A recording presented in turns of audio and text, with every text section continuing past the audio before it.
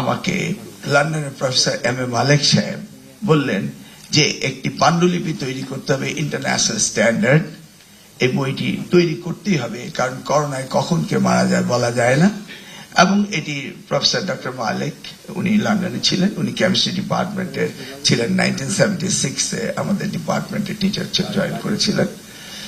Very recently উনি মারা গিয়েছেন। এনিওয়ে, তো উনি বললেন যে তোমাকে একটি আর্টিকেল দিতে হবে এডুকেশন মিনিস্ট্রি থেকে, এবং এই আর্টিকেলটি উনার জীবনের সব কাজের কথা উল্লেখ করতে হবে।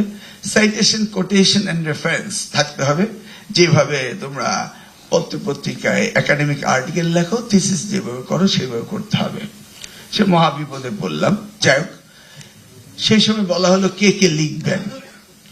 তো লেখার লিস্টে অনেকের নামই ছিল। একজন কবির নাম ছিল, যিনি ভাষার প্রশ্নে কোনো আপোষ করেন না, কারণ ভাষা মানেই পরিচয়, ভাষা মানেই ইতিহাস, এবং ভাষা মানেই তার মর্যাদা। সে কবিকে যখন বলা হলো যে তাকে লিখতে হবে, তা আমি জিজ্ঞেস করলাম একদিন এই কবিকে যে আপনি কি লিখছেন।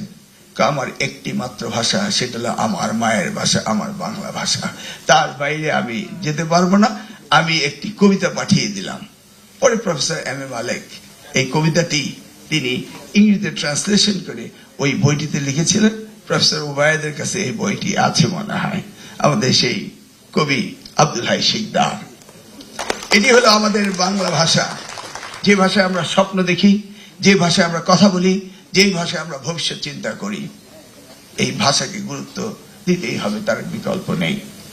তবে যে দায়িত্ব নিয়ে এই প্রতিষ্ঠানটি গড়ে উঠেছে, আমি আশা করব এই দায়িত্ব এই প্রতিষ্ঠানকে পালন করতেই হবে। যত ত্যাগ তিতিকেই হোক না কেন, এটা প্রগ্রেস আনতেই হবে, কারণ আমরা দায়িত্ব নিয়েছি। ইউনেস্কো কমিশনের হেড তারা আমাদেরকে এই বিষয়ে উৎসাহিত করেন। তবে আশা করব আগামী দিনে they will provide few budget for us because this institution doesn't have enough budget. আমি আর বক্তব্য দীর্ঘায়িত করছি না। আগামী দিন উত্তর আগামী বছর 21শে ফেব্রুয়ারি যেন আরো আনন্দ ঘন অনুষ্ঠান, আরো অনেক কিছু আমরা দিতে পারি, সেই আহ্বান জানিয়ে, এবং শিক্ষা মন্ত্রণালয় এটা যে কারণে গঠন করা হয়েছিল তার সার্থকতা অর্জন করবে।